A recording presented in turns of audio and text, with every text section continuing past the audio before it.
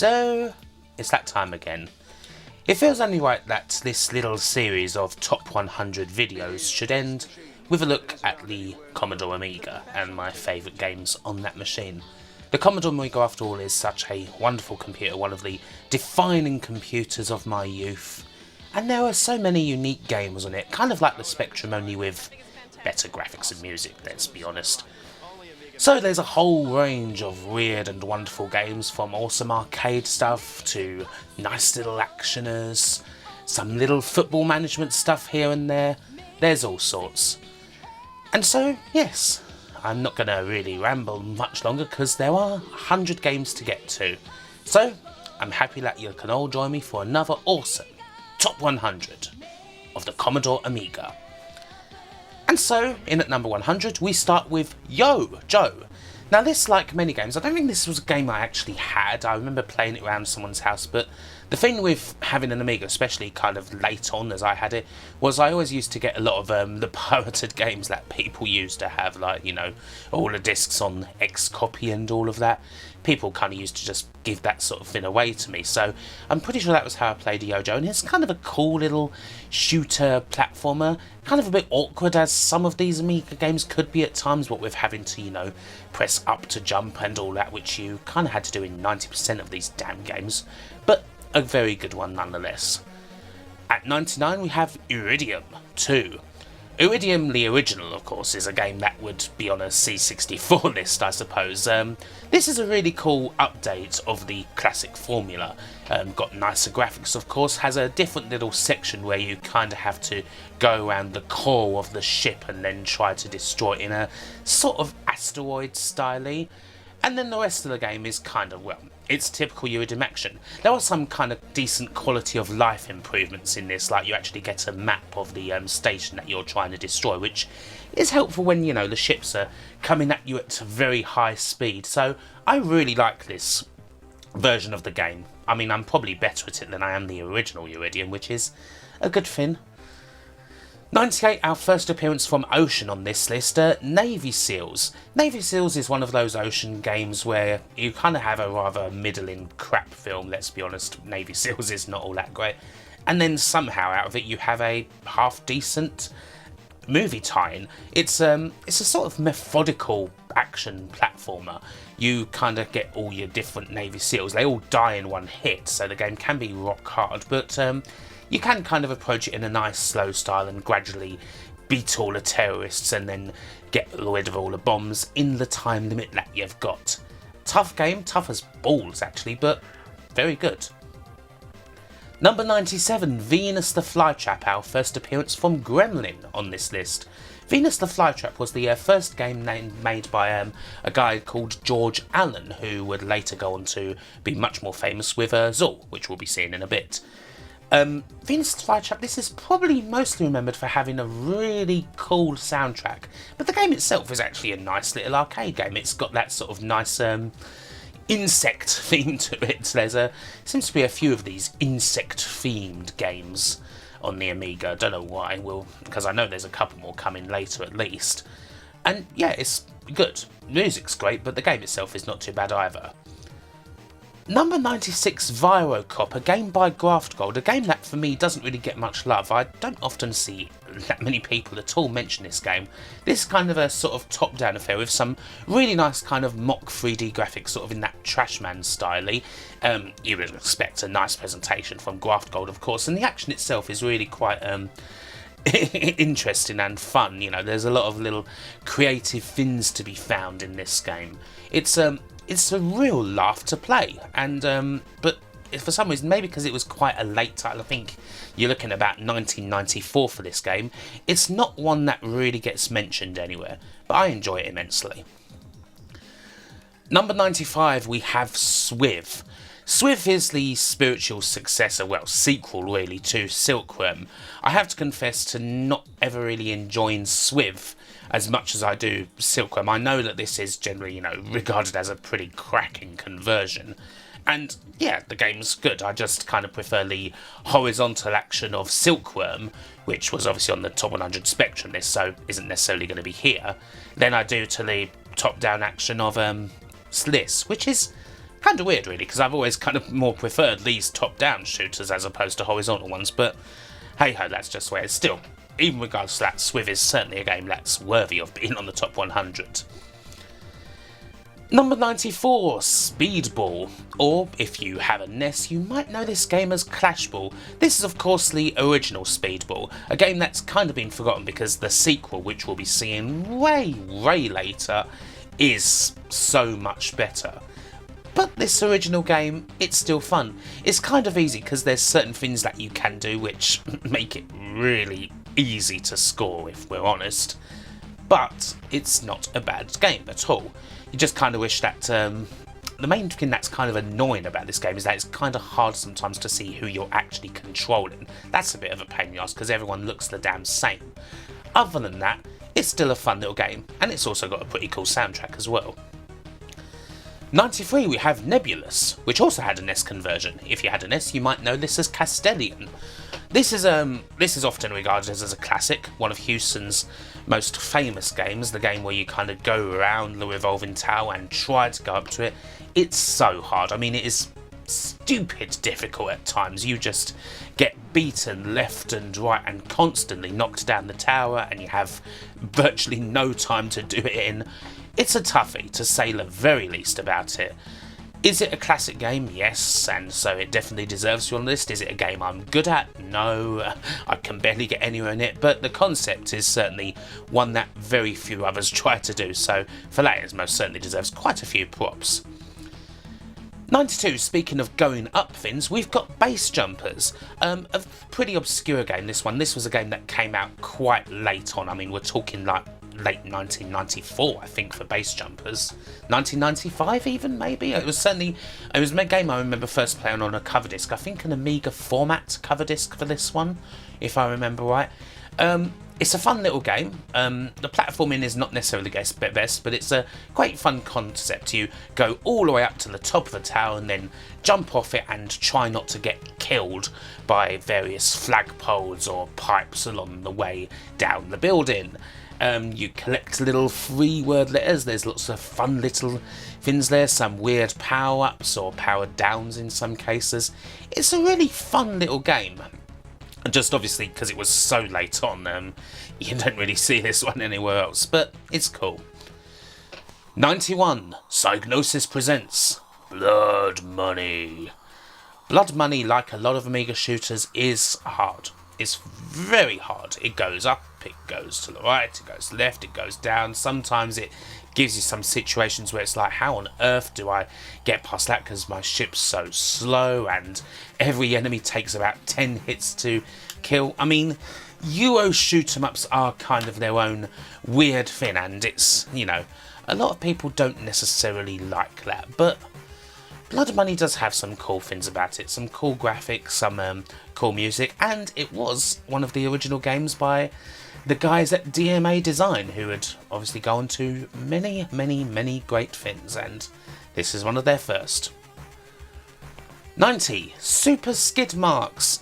Super Skidmarks, I suppose, is a fairly simple game. This is probably more classed as a CD32 game than an Amiga game, to be honest, but I can play it here anyway, may as well include it. It's simple enough. It's classic sort of racing in that sort of RC Pro-Am sort of style, super off-road, whatever like sort of game of that ilk you would like to put in. You bash into everyone. There's all these different weird things and tracks. The graphics are really nice, which you would kind of expect for a game of that's this late on. Again, we're talking like 94, 95 here.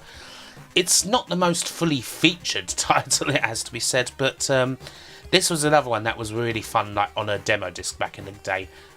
Again, I think, it was either Amiga format or Amiga Power for this one. I'm sure someone in the comments will be able to specify exactly what it was. I'm going to say Amiga format. 89, Deuteros.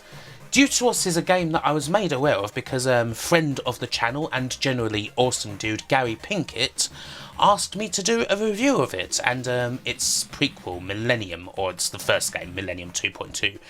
Of those games, Deuteros was the one that really kind of stuck out more in my mind. It's a slow game. It's a kind of resource management game. It's got this great concept in that you've been sort of out in space and then you go back back to Earth thousands of years after the planet was basically abandoned, and you try and rebuild your home, basically, and it's got such a great soundscape to it. Like, when you go into every menu, you get all these sounds. It's got no music as such, but it's got, like, just the sound of industry as you kind of work to get yourself back into space.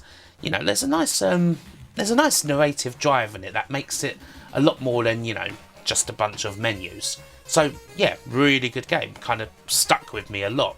Not a game that I played back in the day, a game that I played relatively recently, but definitely gets into the top 100. Number 88, Rough and Tumble, a game by Rainbow Arts, and from like the sort of same guys who brought you Turrican and all of that lot. This is a game that, if it had been released perhaps a little earlier, would probably be more memorable, because it's such a decent sort of action game, kind of in that Turrican style, that it would almost certainly have seen ports on like the Mega Drive or the SNES. It should have ideally had something like that somewhere, because it was a quality title. Alas, it never really made it outside the Amiga. Fine game though, hard game as you'd expect from these guys, but the graphics are fantastic for the time.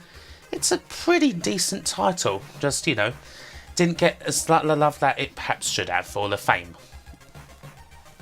At number 87, Zool. We all probably know Zool pretty well, don't we? The adventures of the awesome ninja, the Sonic Beater, in classic Euro platformer style, advertising Chupa Chups, trying to collect as many fins as possible so that you can actually beat the bloody stage. It's a classic Euro platformer. Euro platformers, kind of like Euro shoot-em-ups, always have their own foibles, whether it's having to collect loads of fins or whether it's being killed by drops of water. All sorts of strange things like that. Some of them are not particularly great, it has to be said. This is one of the better ones. I really like Zool. I think Zool has a lot of different really cool things that he can do that makes him a lot more fun to play than some of the others, like, I don't know, Super Frog, let's say. Not a fan of that one. But, yeah, Zool has a bit more features, and it's a lovely fast game too, and I like fast games, so Zool is kind of one of those games that some people kind of say, oh, well, it's not as good now as it was at the time, but I always say, nah, I still like Zool a lot. I like Zool 1 and I like Zool 2, and so Zool 2 will be on here later. So yeah, Zool is here. Speaking of European platformers, at number 86 we have Switchblade Part 2, or well, just Switchblade 2. Switchblade 2 is kind of more of the same as the original, which is probably more famous. It just has, you know, a nicer look about it, but it's still kind of the same, exploring the landscape, trying to find different, sort of in a, well, I wouldn't really say a Metroid style, I mean, because it's perhaps not quite as big and open world as Metroid is, but there's still lots of different secrets to be found, and anything where you can sort of have a lot of secrets is a cool thing. It's not necessarily as Euro platformer as something like Zool, in that there is all those secrets, and there's not necessarily, you know, fatal water and stuff like that. You can actually have a good chance of fighting back against your enemies. So yeah, Switchblade 2, lovely little tile. Again, this was another one. In fact, I think both of these, well, Zool and Switchblade 2, again, George Allen did both of those, so props to him. 85, Battle Squadron, another Euro shoot-em-up. This is one of the better Euro shoot-em-ups. It's got really nice music, and the action's actually quite more evenly balanced. It's not one of those games. I'll tell you one thing that I don't necessarily like about European shoot-em-ups a lot of the time is that your ship is so weak. Like, seriously, you try and beat enemies, and they all take, even like the smallest enemy ships before you get any power-ups, take like 20 hits to kill, which can be really annoying and means the action does kind of flow a bit like granite most of the time. Battle Squadron isn't necessarily like that. That's the sort of thing that I don't like about Xenon and stuff like that. This is a bit of a better game than that, I feel. 84, Shuffle Puck Cafe. One thing that I always like playing in the arcades, aside from the games, is air hockey. I like air hockey. I consider myself to be quite good at air hockey, in fact. And here is an air hockey game. A bit of shuffle puck. I'm not necessarily that good at this game. There's people who are really easy to play in this game, and then there's other people who will just kick your arse. They'll read every shot and give you the perfect response, and it's like, how on earth am I even supposed to save that? And of course, this being a computer game, there are certain shots that the computer can do that, well, let's just say they aren't exactly realistic. So, yeah, but it's a fun little game. It's probably the most famous air hockey video game ever released. Is it possibly the only air hockey video game ever released? I think there's a couple more, but yeah, decent title. 83. Robocop 3. Now, Robocop 3 might perhaps be one of the biggest examples of a film that was absolutely appalling. I mean, dreadful. Robocop 3 was pants in the most serious sense of that game's master word. And then you have the game, which was Digital Image Design, Martin Kenwright's crew. And the game is actually really good. I mean, not only is it good, but it's a game that clearly a hell of a lot of effort went into. I mean, it's kind of a sort of early first-person game. You actually take on the look of Robocop. You are playing it through Robocop's eyes. You've got the Robocop heads-up display. You've got the gun. The terrorists and the hostages might look kind of weird. They kind of all look a bit like mannequins, but still, I mean, for 1992, when this came out, this was a pretty serious title. So, you know, massive credit to the Digital Image Design guys and for Ocean to not just release a sort of more generic game. I mean, even the most generic of movie titles would have probably been better than the terrible film, but they actually went and produced a game that's got a lot of effort into it and a lot of kind of different things about it. It's got driving as well, it's got the flying portion. So yeah, a lot of stuff went into Robocop 3, so massive props for it. Number 82, Bombuzal. Bombuzal is a game that I played, like probably a lot of people, when it came on the first cover disc for Amiga Power. That and a game called Kid Gloves, if I remember right. They were both on there. It's a puzzle game, a very tough puzzle game. It's a game where you control the little blue person there in an isometric style, and you have to figure out what sequence you explode all the bombs in. And it can be quite tough. I mean, there are some stages in this that will really make your head scratch, think, how on earth do you do this? But as with any puzzle game like this, it's very satisfying when you find the solution and actually destroy all the bombs without blowing up poor Mr. Bombuzal over there. I don't know if he has an actual proper name, he's just Bluefin. So yeah, good game. Speaking of games with weird things that you control, number 81 is Flood, the first appearance on this list for Bullfrog. Not necessarily the sort of game you generally associate with Bullfrog. It's a platform. I think this was the first game that a young Sean Cooper made for the studio, and I think that some of the other sort of guys in the studio, Alex Troers, Glenn Corpus, were involved in this one. It's a cool platformer, mainly because of the sort of water mechanic that it has. You know, every stage has kind of water that gradually gets up and up.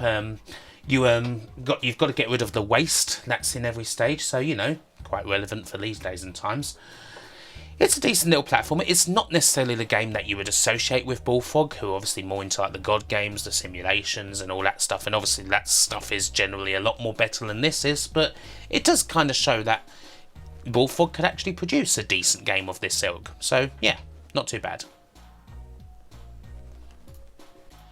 Moving swiftly on to number 80, we have Super Stardust.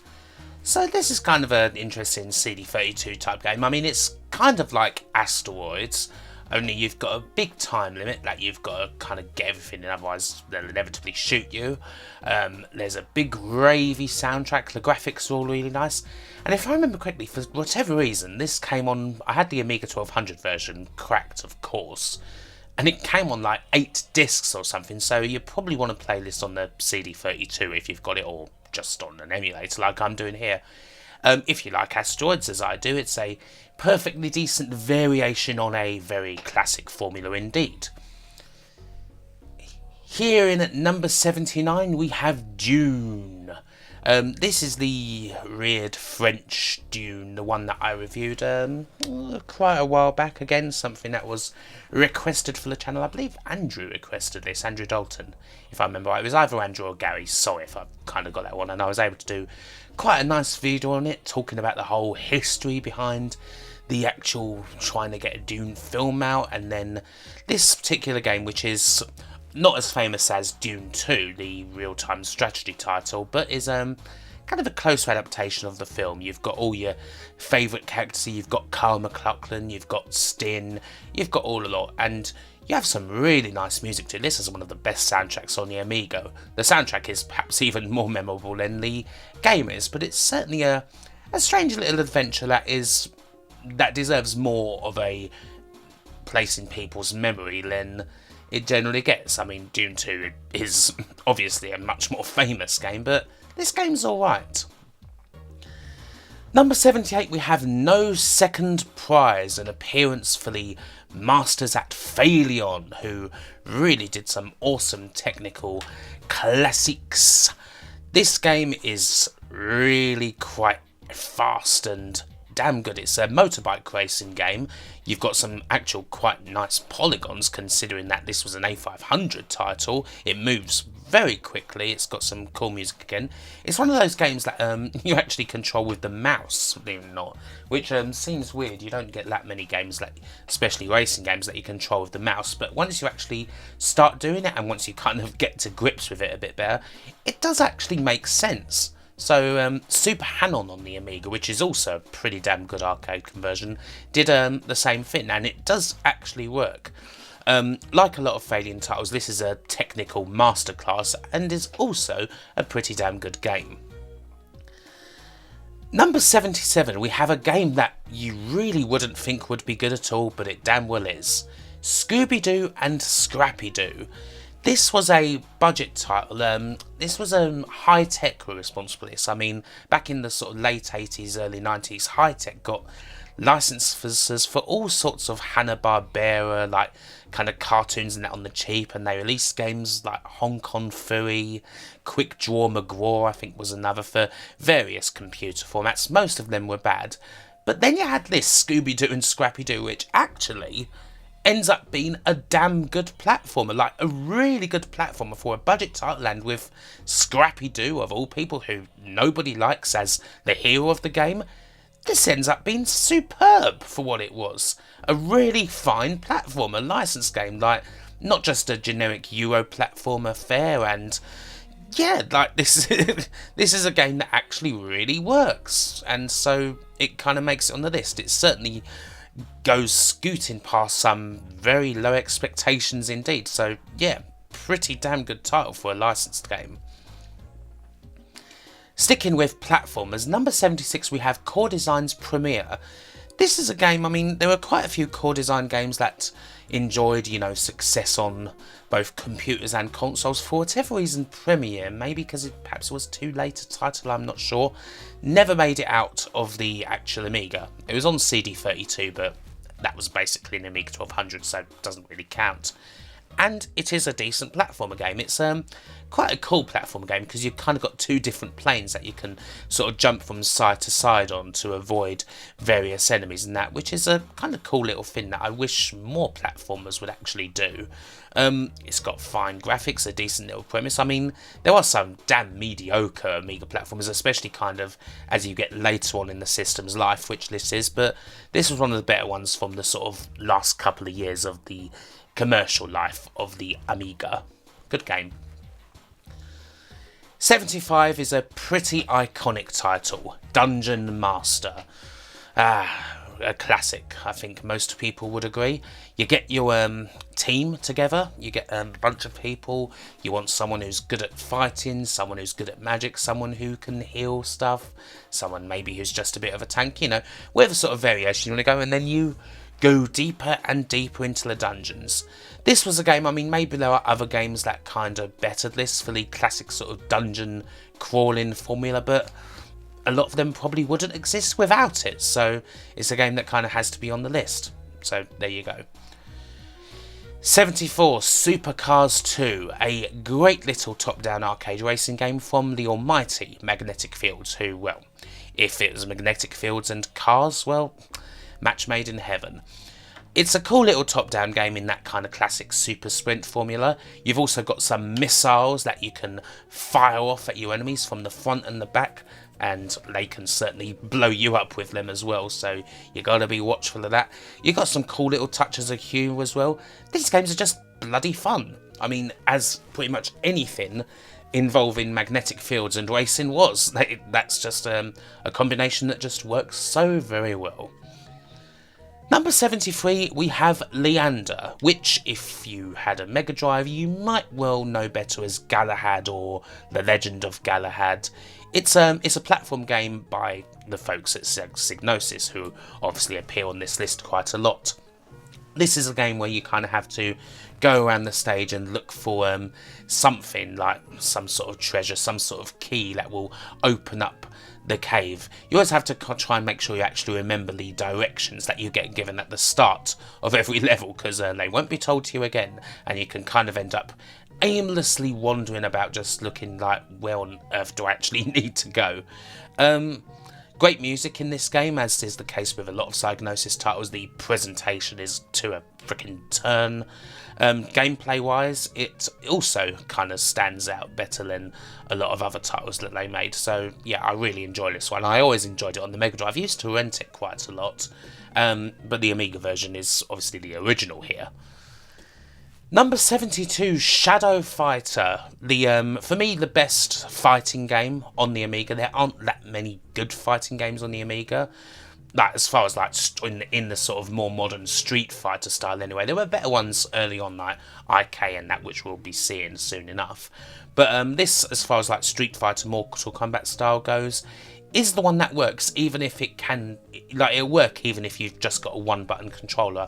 I do prefer it to Body Blows or Elfmania or the ports of Street Fighter 2 and Mortal Kombat. It's one that has a nice lot of characters.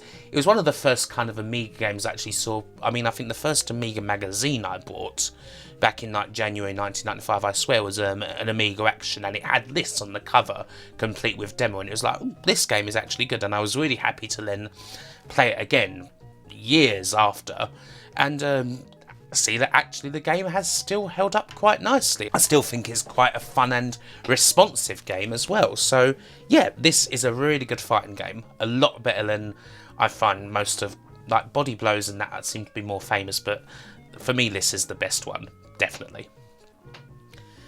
Wiz and Liz is in at number 71. This is a really cool platform game. Again, one that doesn't seem to get much love.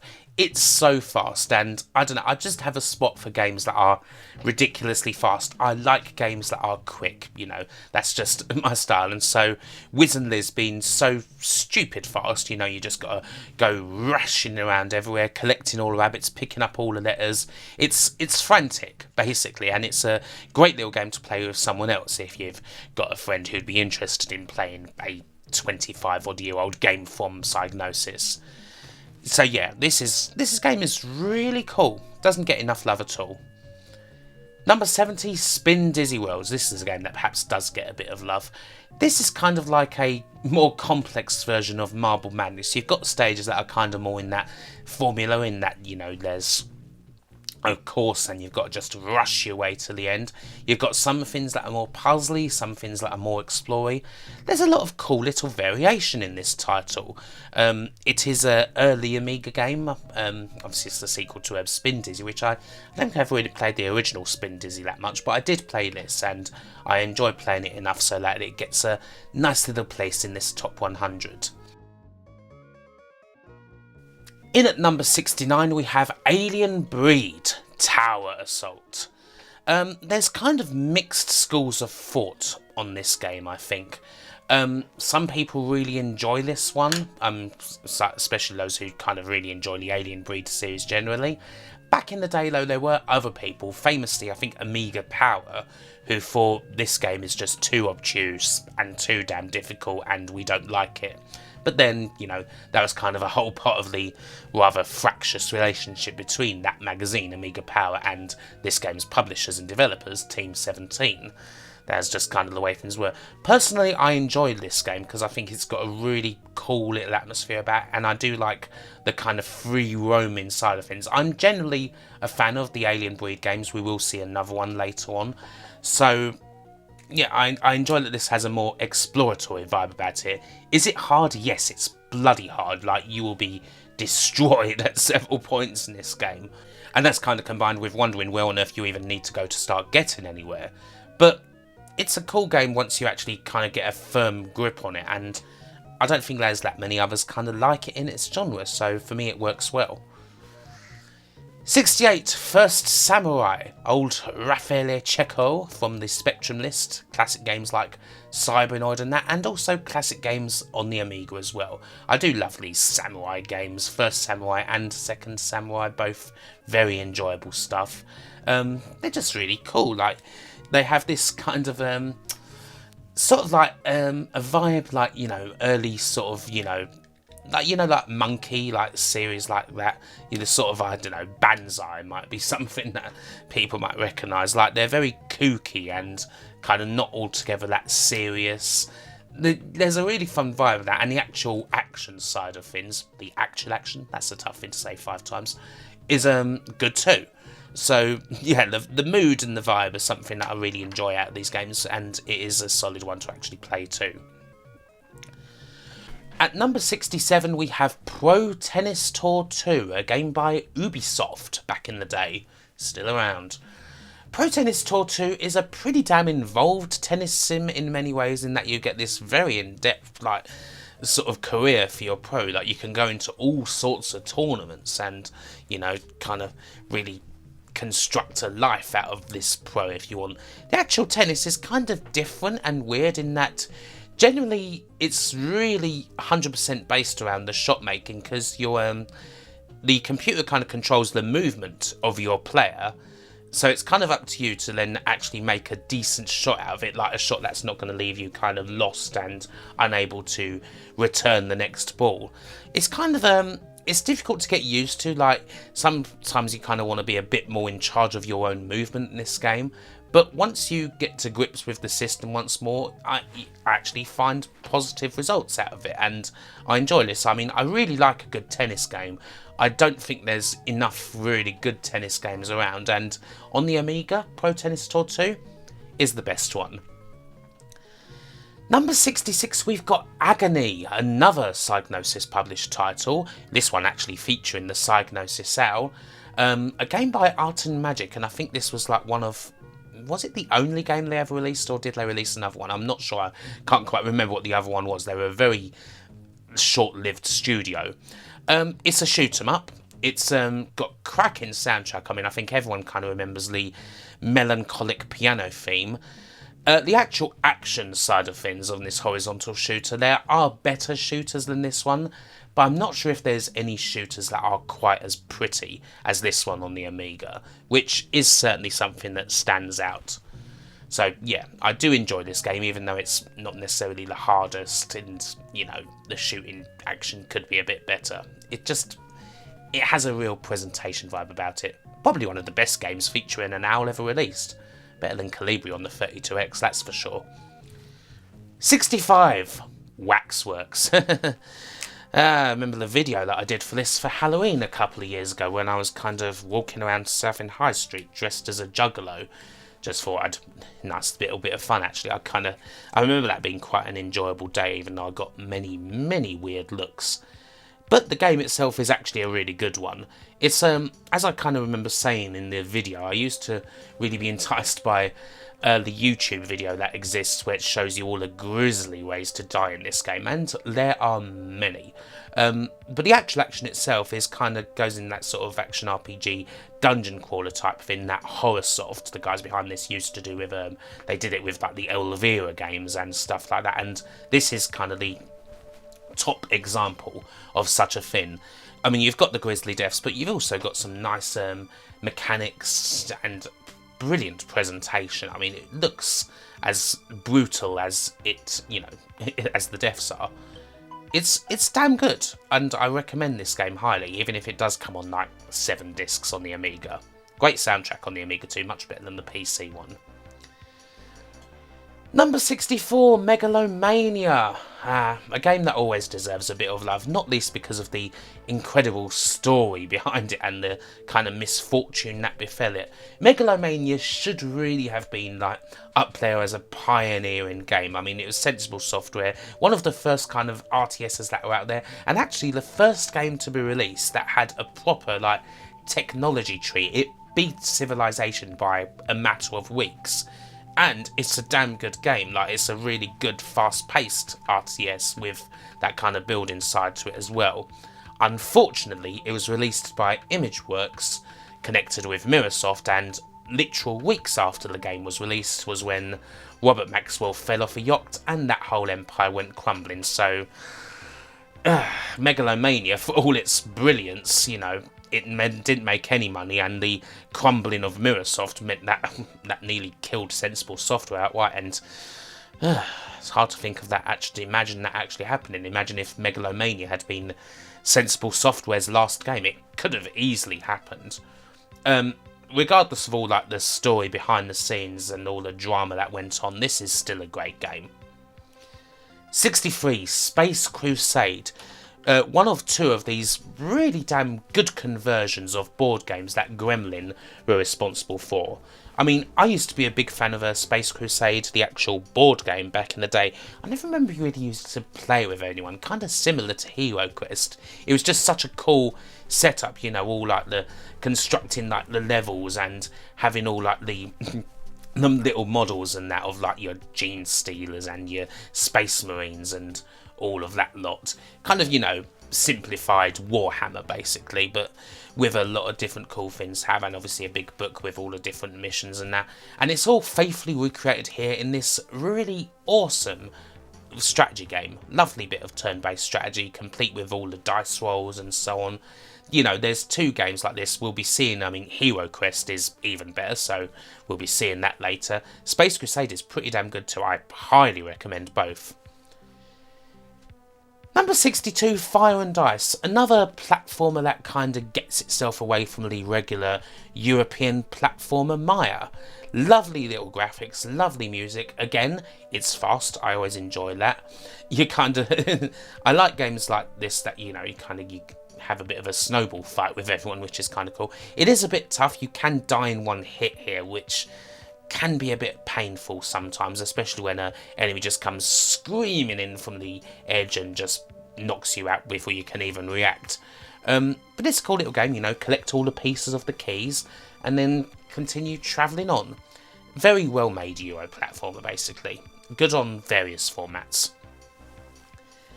We're going back to the racing track for number 61, Nigel Mansell's World Championship, another game from the guys at Gremlin. They did a lot of good ones on this system. Nigel Mansell's World Championship has some really high-octane racing action.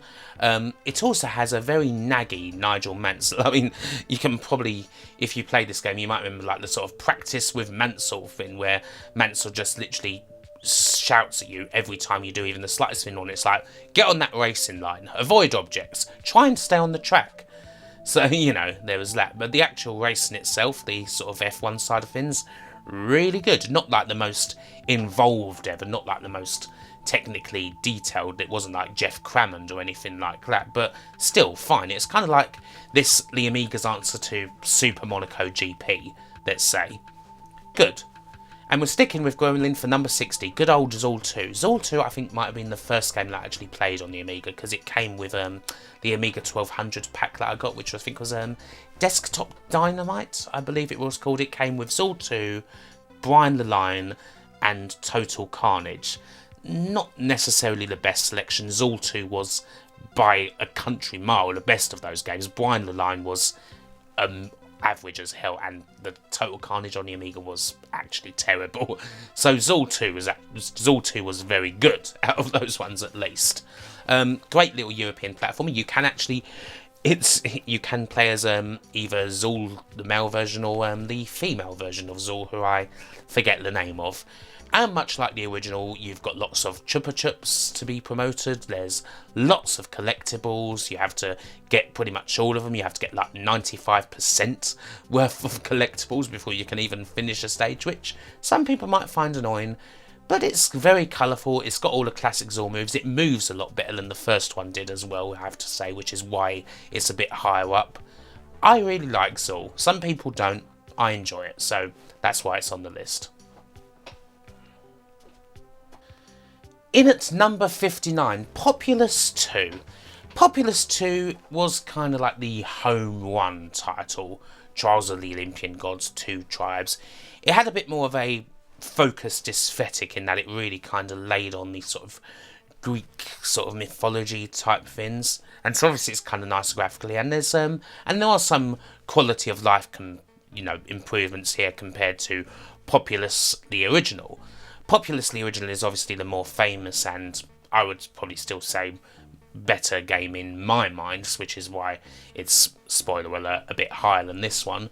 But needless to say, this is a classic from Bullfrog.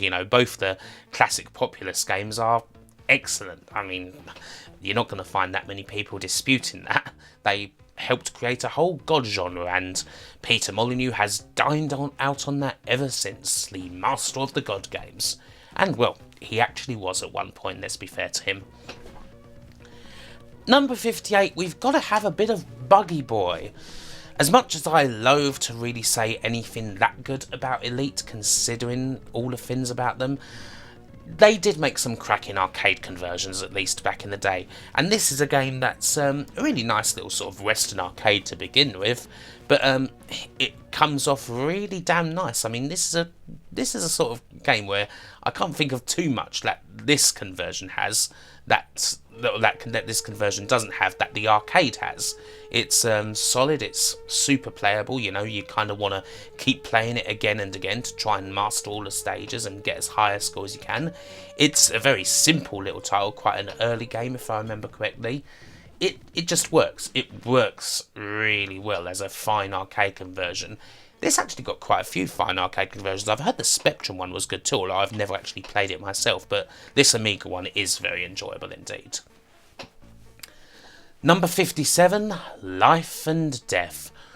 Life and Death, there are very few games quite like this one. I mean, obviously there were the Trauma Center titles on the Nintendo DS later on, but those were a bit more simplified compared to this, which had you delving into the stomachs of various patients and trying not to kill them, which invariably ended up happening. I mean, I don't think I've ever actually completed a successful operation. I always kind of screw up. I always kind of think, what do I have to do? As you can kind of see here when I think, oh, I need to do the antibiotics, and I very accidentally inject the poor soul here with atropine, thus killing them instantly, right before I've even managed to do any cutting. But this is this game is actually a real laugh, even though it is quite serious and quite involved, and there's just not much like this. I mean, you don't get too many of these surgeon simulators, at least ones like this that are actually quite, deadly serious about it. I mean, Trauma Center is a bit more arcadey and dramatic. Surgeon Simulator is just kind of fun with the mouse to try not to make it completely chaotic. Those are not serious games. Life and Death kind of is in a way, and is still kind of enjoyable besides that, even though you end up killing so many damn patients. Poor souls. And in at number 56 we have the Great Gianna Sisters. Probably I played this first on the C64, back when I did the whole video on this series and various other things. That was a long time ago now. That was like talking about 6 years ago, I think, when I actually did a video on this game. But this one still stuck with me, and I tend to prefer playing it on the Amiga these days just because of the music on this console, computer, and general quality of life improvements. I mean, you still got to press up to jump regardless. It is a fine little game. It is basically a total rip-off of Mario, of course, of Super Mario Brothers in pretty much every single way. But it is quite fun, even if it's obviously also kind of obscure in many ways, because Nintendo eventually didn't exactly take kindly to this title. But I like the sort of different aesthetic this has over the regular Super Mario Brothers. I like how Gianna kind of turns into a bit of a punk and all sort of stuff. That I think it's really cool. Kind of sticking with the same lot of people for number 55, Apidia. This is a really quality little shoot 'em up. The main thing probably most people remember about it, aside from it, again, like a lot of Euro shooters being really tough, is that it's got awesome Chris Hülsbeck music, which is something you kind of expect from a lot of his games on the Amiga. We had that with Gianna Sisters just now. We've got it here. Although I say that this is a Euro shoot 'em up, I don't think this hasn't really got that much in common with a lot of the other Euro shoot 'em ups we've seen. It's a lot more inspired by Japanese shoot 'em ups, guys like Gradius and what have you. It's kind of got a different feel as a result of that, and it's a bit of a faster paced game, so that kind of makes it one of my more favoured shoot 'em ups on the system, even if, as I said again, it's a toughie, to say the least. Number 54, we have Woodland, a really cool conversion of a nice, cute little arcade game that's sort of in that Bubble Bobble Rainbow Islands type formula. You know, you got your rod, you kind of smash people about. There's various things you can do, various power-ups and weapons that you can let loose at enemies in order to get rid of them. It's it's a really fun bit of single screen action. One of the cooler conversions here from the arcade. Very well done. Not a whole lot more to say about in that. If you like the sort of likes of Bubble Bobble and Rainbow Islands, then guess what? You're probably going to like this one too. Very cutesy, very cool. Number 53, good old Alien Breed. One of the first Amiga games I think probably that I even became aware of, like back in the day when this was released in like 91. It was all over the magazines and that. Kind of got that Gauntlet style vibe about it, top down, lots and lots of aliens to shoot. As with a lot of Amiga games, there is certainly a bit of a skirting of copyright. It's got the pulse rifle sound, it's got aliens that are pretty clearly aliens from the film, but you know, you tended to get away with those things in those days, didn't you? It's an awesome little top-down shooter, and there was a lot of and it inspired a lot of people from more famous top-down shooters to Net Your Rosie titles, if I remember. What was that? Can't remember that Net Your Rosie title. That was basically this, but there was definitely one I can't remember what it was called. But yeah, Alien Breed, very cool indeed. We go back to magnetic fields and the racing track for Lotus 3, which I think was released on the Mega Drive as Lotus 2, confusingly enough. This is more of a traditional racing game than the Lotus Turbo Challenge was, the original one that is, which was more of an arcade racing affair. This one you've actually got tracks and you've got positions that you can kind of go, it's more, you've got to go from last to first, unlike Lotus Turbo Challenge where that really doesn't matter. There's a lot of variance in the tracks, and much like the regular Lotus Turbo Challenge, it is that damn good. Lots of great music, lots of speed action, very smooth. Not quite as smooth as Lotus Turbo Challenge, it has to be said. But yeah, these games, these magnetic fields racing games, they're classics, so obviously they're on here. Like, it would be incomplete list without them. And just outside the top 50, we have Pinball Dreams, Digital Illusions CE in partnership with 21st Century Entertainment. This is the representative for their classic pinball trilogy. You've got Pinball Dreams, Pinball Fantasies, and Pinball Illusions.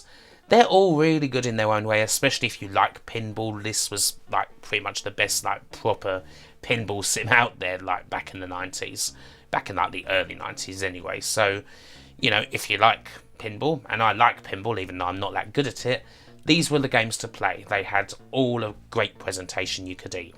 So naturally there has to be a representative of them here, and the first one, Pinball Dreams, is the one that makes it, so there you go.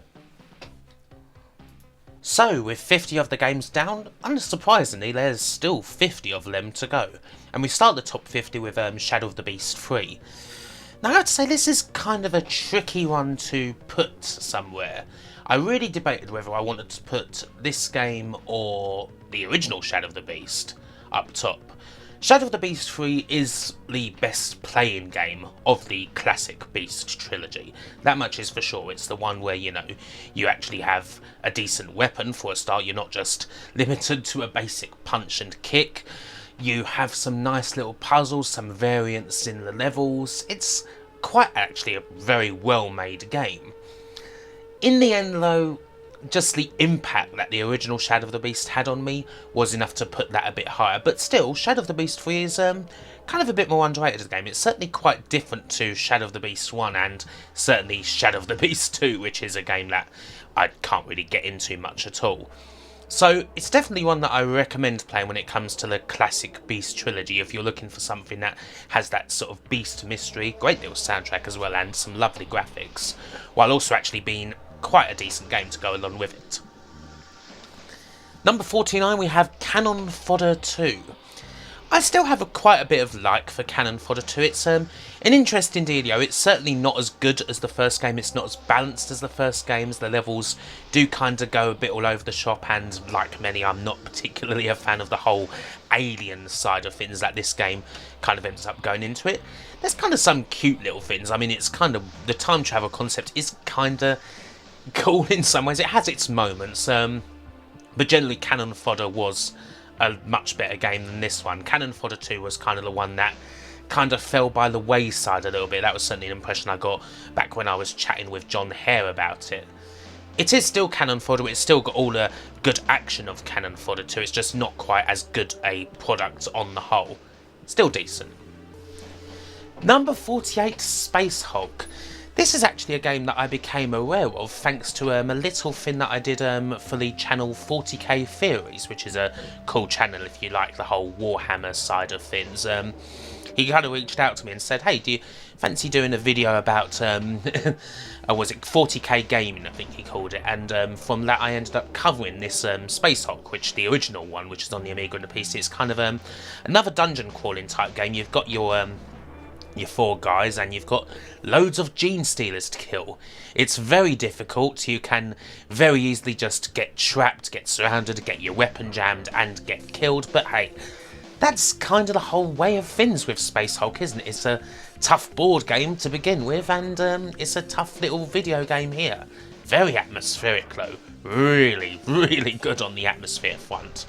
I recommend it. Number 47 we have Moonstone, A Hard Day's Night.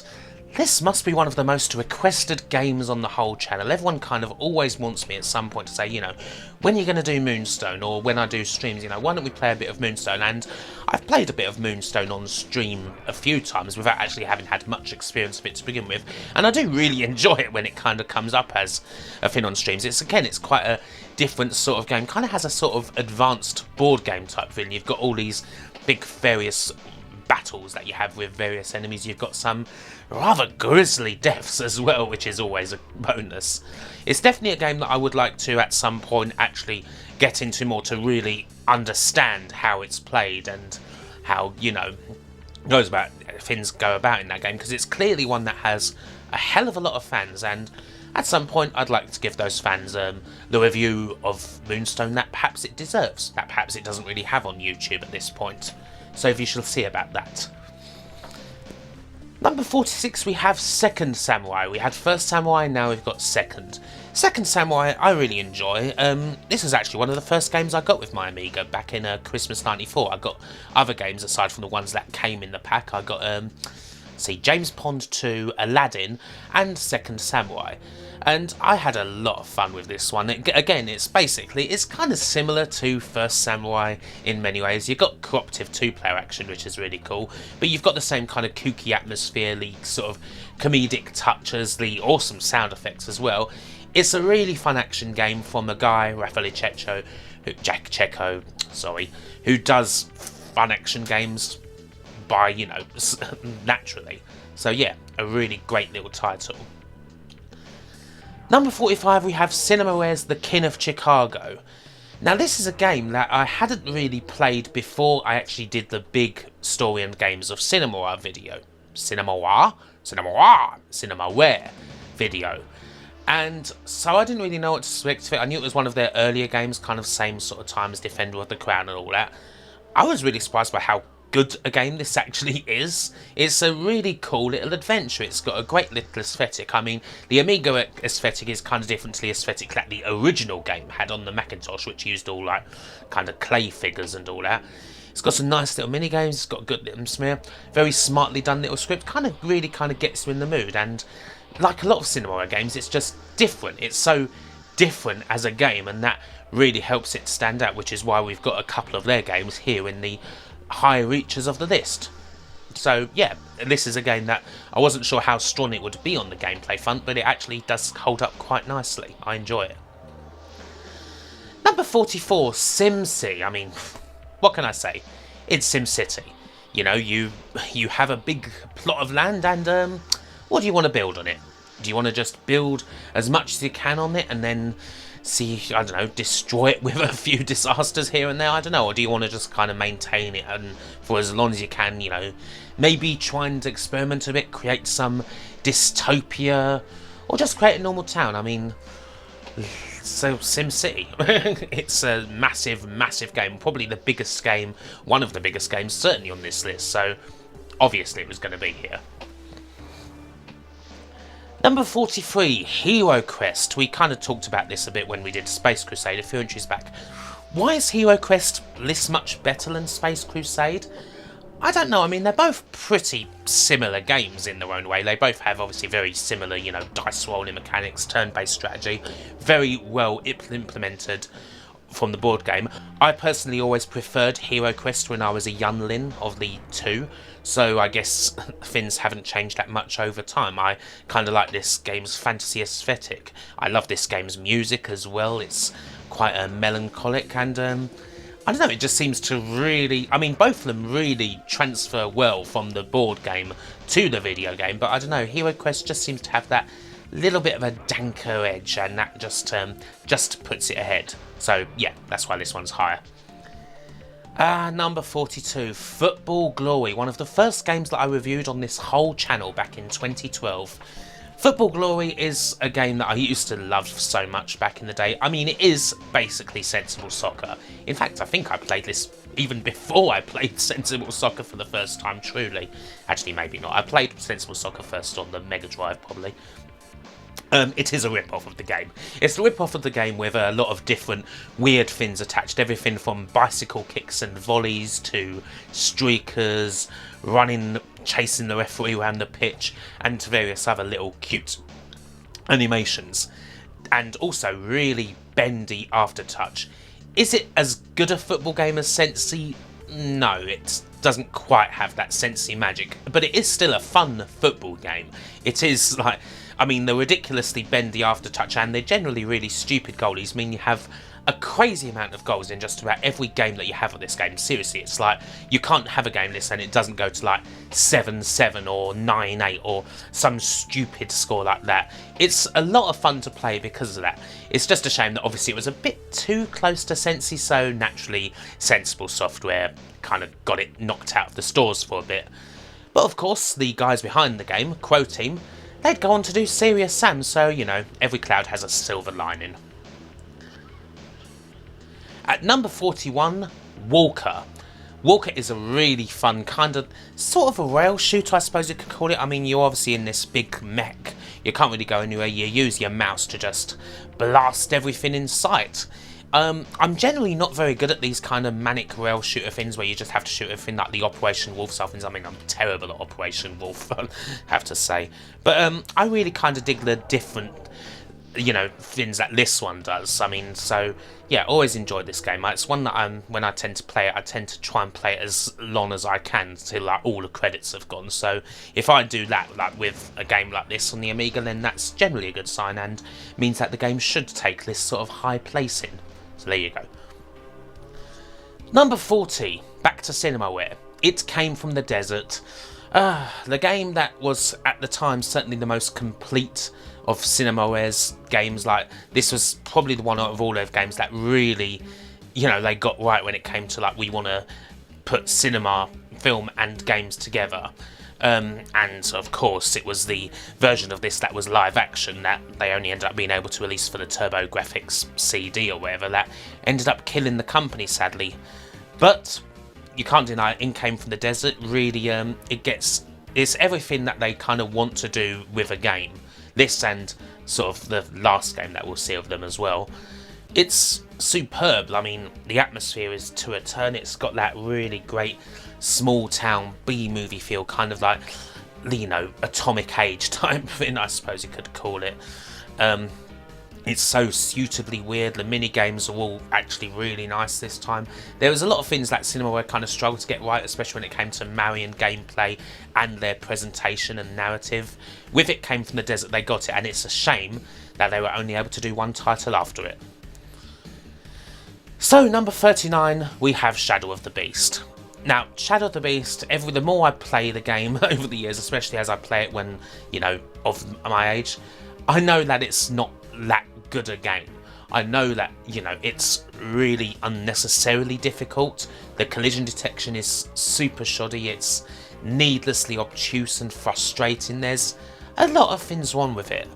And yet, well, I've talked about this game so much. I've done so many videos on Shadow of the Beast over the years because, you know, well, the first time I saw it, even when it was on the Spectrum, it blew my mind, and that kind of continued when I saw it on the Amiga and other platforms. It's just like, you know, there's no other game like this. It's just, whoa, it's kind of like, I don't know, well, appropriately for Psygnosis, it's like going for a progressive rock album cover, like a Roger Dean type thing. I mean, it wowed people. Was the gameplay all that hot?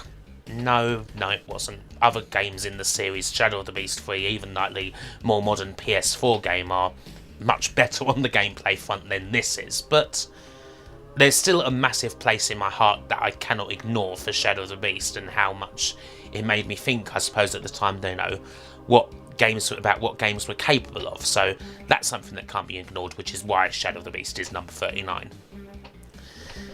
Number 38, Quack. This is a game that is this on the Team 17 or Gremlin? Oh, I forget. I think it was Team 17. A game that I hadn't even heard of, like, at all, before I did a video on the company that made it. I'm sure it was Team 17. I'm not one.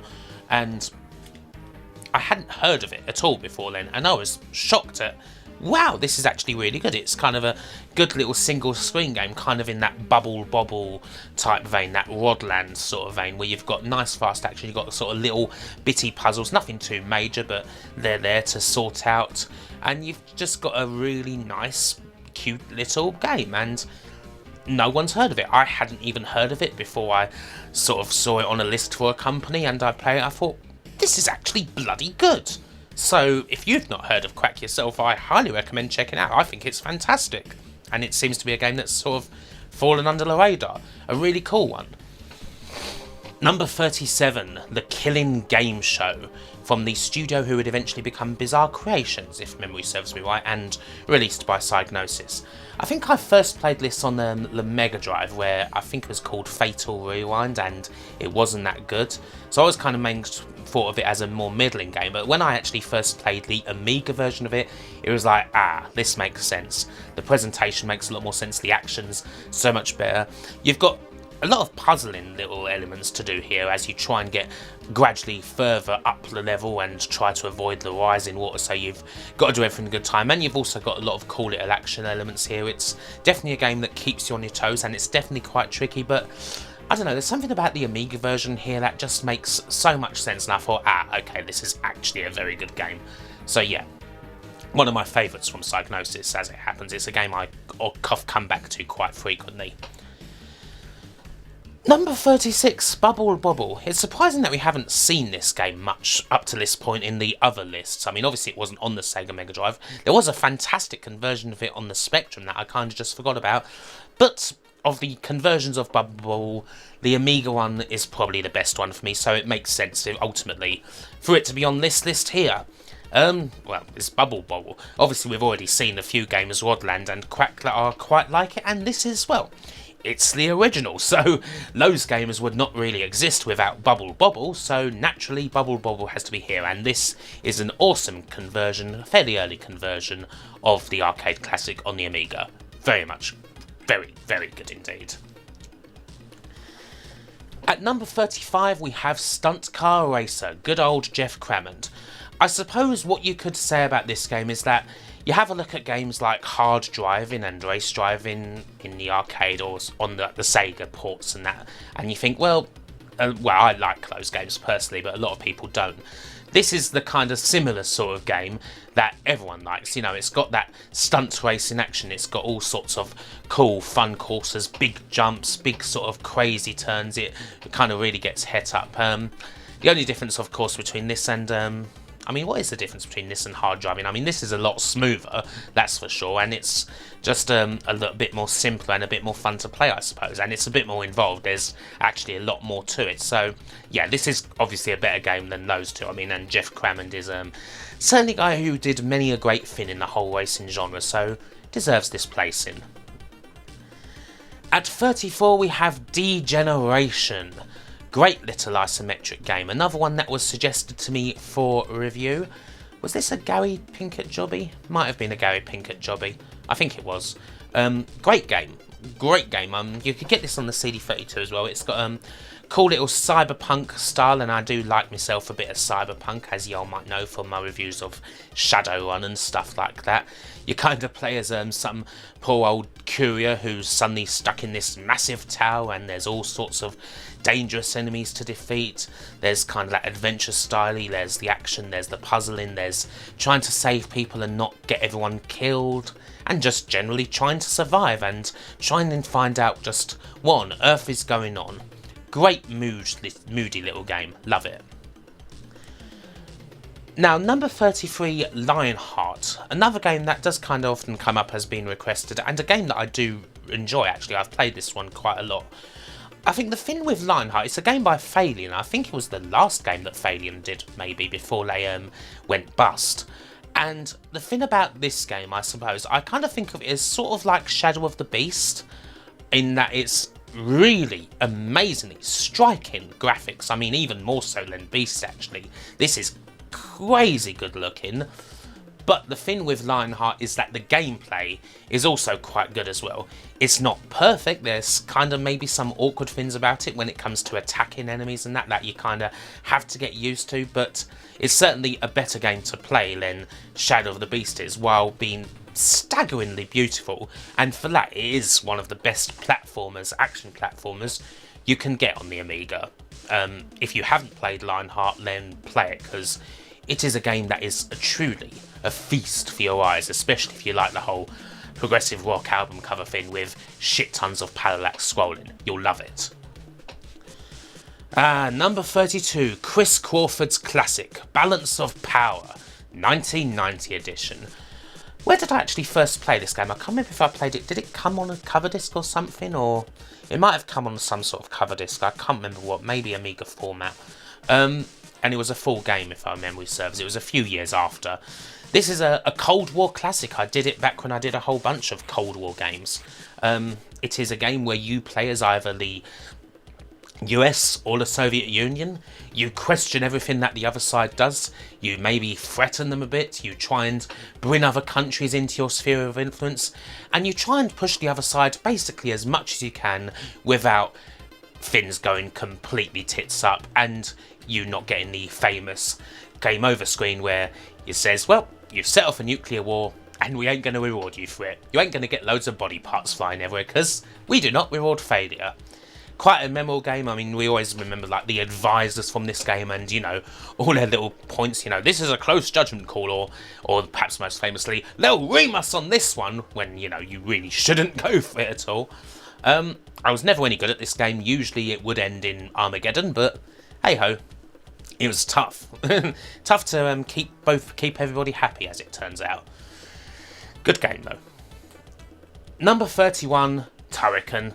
Obvious classic, I mean, obvious Amiga classic. Manfred Trenz, Chris Hulsbeck, the whole Rainbow Arts crew worked on this one and gave us a brilliant shooter. I mean, just the music alone, just the first beats of the music are enough to set nostalgia flowing in so many people, I'm sure. It's the same with every Turrican game. This is the one that kind of got put in, ended up in like most places. Turrican 2 criminally did not. And, yeah, no, they're cool little games. You get kind of nice big levels. You get some odd little variations here and there. There's some cool secrets to find as well. They are hard. I mean, they are unforgiving. Like, you don't get any invincibility frames or anything like that here. You just tend to die instantly sometimes when you put a foot one. But you can't deny these games. You can't deny that they are classics of the whole European action genre. There's something different about these compared to, like, other efforts from across the pond. There really is. And yeah, love them.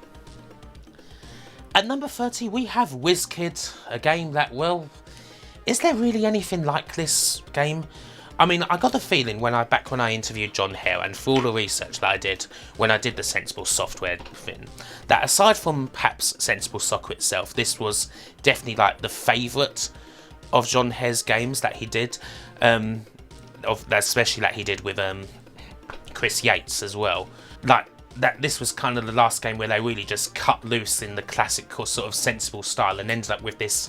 It's almost an art game, really, the way it comes out. I mean, the gameplay-wise, it's kind of like a sort of breakout hybrid sort of thing, almost like Peggle, actually, although Peggle was a game released, obviously, years later, but it's kind of similar to that in a way.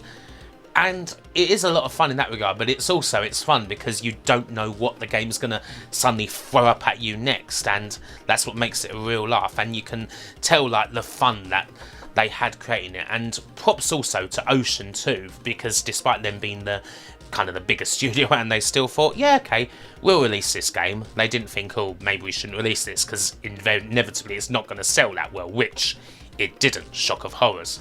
But yeah, it's wonderful. There's almost nothing like it, certainly not back then.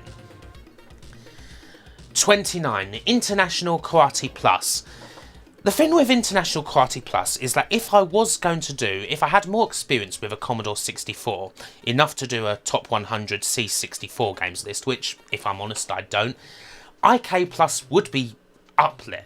It would be like top 5, maybe even top 3. I love this game. I absolutely think this is fantastic. Arch and clean, total classic. You know, you've got 3 players, you've got just sort of single screen, and you just try and bash everyone as much as I can. I think it's one of the absolute perfect pre-Street Fighter fighting games. Like, obviously there's a marked difference between this and Street Fighter that had come a few years later, but this is, yeah, I love it. I love everything about it. I love everything from the cool little graphics to the bonus game to the Rob Hubbard soundtrack. It's brilliant. Unfortunately, I mean, the Amiga version of this is brilliant. It's pretty much the same as the C64 version, really. Perhaps just because this list is quite a bit more in-depth than a C64 list would be, and there's a lot more tough games. Maybe that's why IK Plus only gets 29 here, but it's still an amazing game. So, yeah, play it if you haven't. Seriously, it still holds up more than holds up today. At number 28, we have my favourite shoot-'em-up on the Amiga, and it will surprise no one that it's Banshee. Banshee, for me, kind of is the perfect sort of Euro shooter. It kind of really gets less of the frustrating things about Euro shooters and gets more of the really cool stuff. It's got awesome graphics as well, really nice attention to detail on them. Like, they're really beautiful, actually, and the action is just a lot of fun. It's, yeah, you kind of control this by playing. You have a really stupid, weird plot. If you actually pay attention to what's being said at the start of the game, you'll think, what on earth is this all about? Believe me, if you have a look at that. But the actual shooting action is fun. It's on the CD32 as well, and a lot of people, especially now that the CD32 has gained more and more traction, seem to be paying attention to this game and saying, oh, that's actually really damn good. And if you haven't played Banshee, I highly recommend it. It's suitably gory, there's some awesome little animations, there's some lovely little miniature stuff going on, and I love miniature stuff. Yeah, go play it. Number 27, Cinemaware's final and some would say finest hour. It's Wins. Now, Wins is kind of different to a lot of Cinemaware games. It's a lot longer than pretty much any other Cinemaware game. I mean, a lot longer. Kind of repetitive as well, more repetitive than any of their other games. And the narrative drive is quite different. I mean, a lot of it's mostly in text as opposed to actions. But it is, although quite unlike a lot of Cinemaware's other titles in how it was created and so forth, I mean, it's a quite emotionally charged, brilliant game. Even if, you know, the flying action is obviously not as deep and as involved as other games on the market, like, I don't know, Red Baron or what have you, it's perfectly serviceable, and you just want to keep going, and you want to, see, just what the story of these, magnificent men in their flying machines and how it all ends up. And I think it's the best game that Cinemaware released. It's just a utter shame, really, that it would be the last one, because Cinemaware's approach to games was so different compared to so many other major studios, and their kind of abrupt end signifies a sort of, it was very premature, because, you know, their path was the path not taken in the end. So yeah, massive love to this game. So in at number 26 we've got Ultra McLean's Pool. Now Ultra McLean's Pool obviously is quite similar to a game that we're going to be seeing not too long away from now, Jimmy White's Whirlwind Snooker. I suppose this though, even though it is virtually the same game, only, well, I mean, I'm better at playing pool than I'm at playing snooker, and therefore I am kind of better at playing this than I am playing old Jimmy White. Although I have to give more of the love to the original product. But yeah, I mean, what can I say? I mean, I can say that these games were some of the best Q Sports games you could pretty much find. I mean, they're so brilliantly well featured. You know, you've got the awesome 3D table, you've got the camera that can go round and round and follow all the shots perfectly. They're so kind of very easy to pick up and get to playing. Love these games, love both of them, and so naturally both of them are pretty high up, so yeah. Top 25 time then. Deflector is our 25th game. This is a game that I didn't play back in the day at all. I didn't really know much about it. It's a game I played pretty recently, and well, it's fantastic, isn't it? I mean, this is one of the best puzzle games I think there's ever been. I mean, it's exactly the sort of puzzle game I like. I like a puzzle game where, I mean, obviously you've got a time limit that you've got to, you know, get through, but you've got all these different little things that you can sort of mess around with in order to destroy everything with the lasers and then get it to the point where it needs to be. And also it certainly does help that it's got a fantastic theme song. I mean, the theme song for Deflector might just be the best thing that the late great Ben Daglish ever composed. So yeah, that certainly helps too. So what can I say? This is exactly my sort of puzzle game. Love it. In at 24 we've got Ultimate Soccer Manager. Used to feel about this one. I did a review of this game only recently. A football management game that I played quite a lot. Quite a different football management game, especially because you can do certain shady things in it. This is the management game where you can try to rig matches or offer buns in order to get transfers. I mean, those are kind of novelty things. They pretty much don't work 90% of the time, and if you try and do them too much, you get sacked. Other than that, though, perfectly lovely little management game. Lots of cool animations as well, which I enjoy. And there's other strange things you could like. You can even like build your own football stadium basically and try and rig the price of everything. So you kind of got this weird mix of like sim football stadium plus an actual management game on the side. It's kind of cute in that regard. So yeah, love this game. 23 we have Populous. I have to confess that a lot of the times when I first played Populous, it kind of shamefully took me quite a bit of time to actually figure out what you kind of actually need to do in order to be successful when playing this game. But once I kind of actually understood it a bit better and thought, this is how I play it, sort of thing, it was like, okay, I get this. I totally get why this is such a good game. I mean, obviously I could talk so much about how it was such an influential game as well. This was the game that started the God genre, the game that kind of made the reputation of Peter Molyneux, although we cannot forget Glenn Corpus's massive role in making this game as well. Sometimes people do.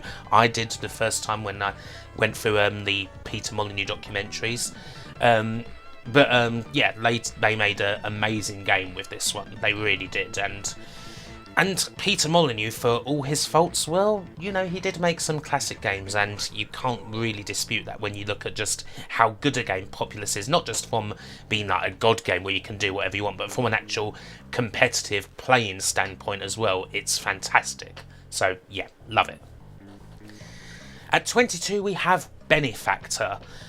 Great little game, Psygnosis published, made by DICE, Digital Illusions CA, who did the pinball games that we saw a while back. This is kind of a puzzle game and also sort of a cinematic platform. It has similar controls to, you know, like your Flashback and Prince of Persia and all of that lot. So that's kind of a cute little combination. You kind of got these little guys that you got to rescue in each and every stage and kind of give them a path to the exit while also avoiding various monsters and getting keys, sorting out little puzzles here and there. One thing that I've always said that I kind of love is I love like kind of miniature games where everything's kind of really small. So the style of this game really jives with me, as you might expect. This is kind of one of the first games I think of when I kind of think of, oh, cute little miniature style thing. But it's a really fun puzzle game, a hard one, like one that you really end up scratching your head with from time to time, but really enjoyable.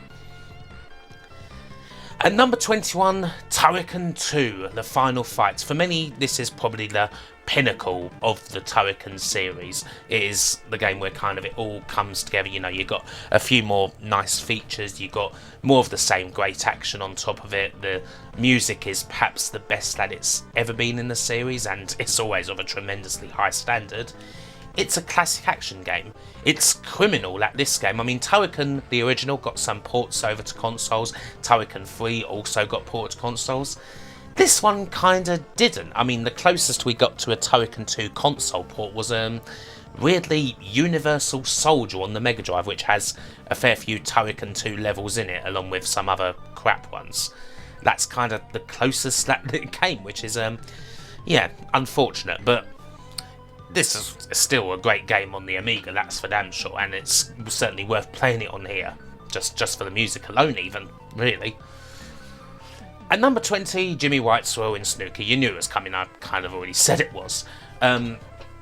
This was obviously the first game I played. I played this before Archer McLean's Pool. I'm no good at snooker in real life, but it is something that I love to try and play at least, even if I'm terrible. I love watching snooker. When I was a kid, I was a massive fan of Jimmy White. He's always been my favourite snooker player, so yeah, this is naturally a game that's right up my street. Everything from the cute little animations the balls do from time to time to actually trying to play it, and that real satisfaction when you try and plan a shot and it actually comes off. I mean, being bad at the game and snooker, it doesn't happen too often, but when it happens, it's like, yes, got that right. Love it. So, well into the top 20 now. 19 is Lemmings 2, The Tribes. I really debated, it was really close. Do I go for the more famous and more successful original, or do I go for the sequel? Because in a lot of ways I've played the sequel as much, if not more. I mean, the sequel is, I mean, it's still Lemmings. It's, you know, you've got a bunch of lemmings, you try and get them to the exit. You have a lot more things here, like you've got all different skills that the lemmings can do, like so much more than like the classic lot. In the end, I decided that the original would go further up because it's perhaps more of a balanced game. Like maybe like in this, like it could be said that some of like the extra skills aren't exactly necessary, but it's still a damn fun game to mess around with. It still basically retains the brilliant original formula of the game, but just with some cute more little things added. So in the end, both of them get into the top 20 without much of a problem. Love this game, one of the games that I played as a kid, so yeah, always there. 18, Lotus Turbo Challenge 2. It's weird, this one, because I mean this game is on other platforms, like it's on the Mega Drive as Lotus Turbo Challenge 1.